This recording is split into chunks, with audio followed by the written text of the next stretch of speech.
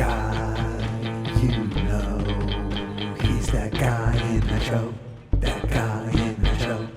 Hey, thanks, Prof. Yes, this week's That Guy that was in that show is Andy Devine. Prof, can you please enlighten myself and the rest of the listeners about Andy Devine? You betcha. One of my favorites.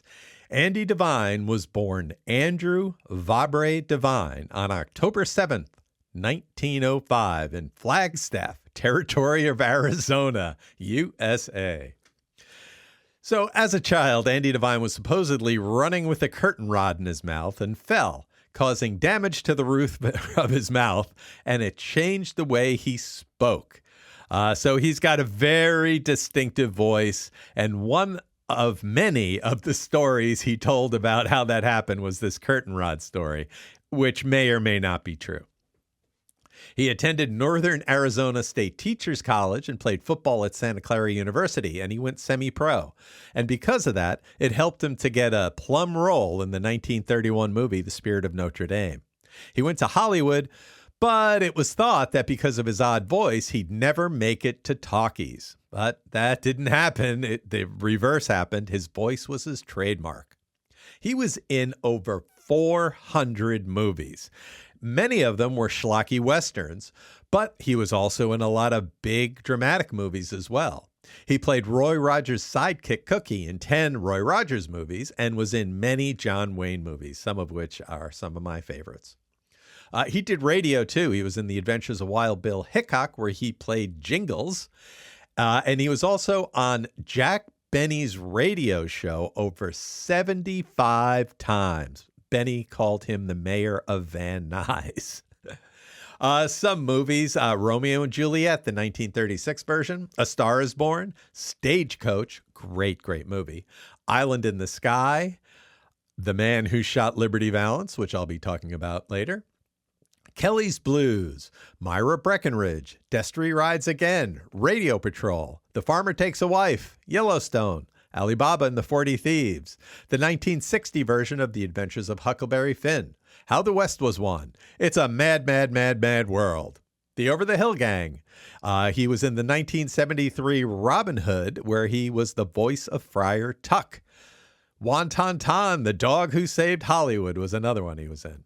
He did a lot of TV. He had a show from 1955 to 1960 called Andy's Gang. It was a kid's show. He was in The Ford Show. He was in a Twilight Zone episode, Hocus Pocus and Frisbee, one that we covered on this show. He was on Flipper 5 times. He was on The Barbara Stanwyck Show, The Rounders.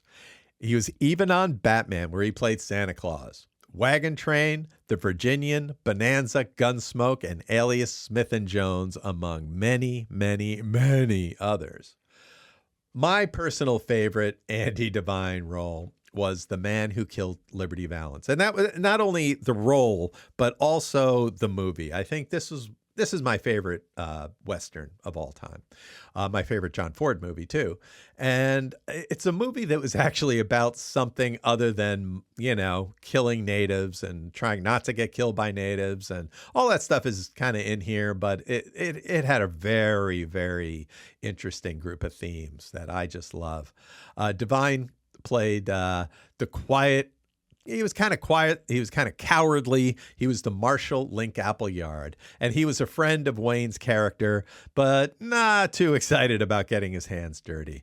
This is a great movie. And Andy Devine was that perfect drop of comedy and friendliness and approachability in an otherwise kind of dark film. I think he was great. And The Man Who Killed Liberty Valance is one of the great movies. Andy Devine passed on February 18th, 1977 at the age of 71 in Orange, California, USA. So, Chris, what are some of your memories of Andy Devine?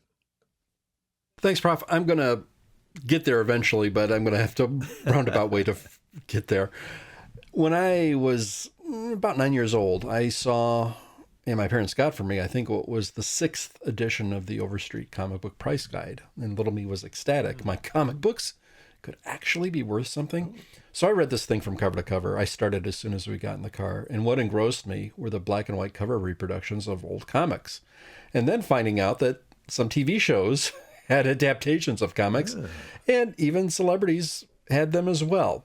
And these were some celebrities I had never heard of before, including one Andy Devine, who had his own comic book once upon a time called Andy Devine Western, which only lasted 2 issues. So I thought, wow, who is this guy and what warranted him to get a comic? He must have been really popular.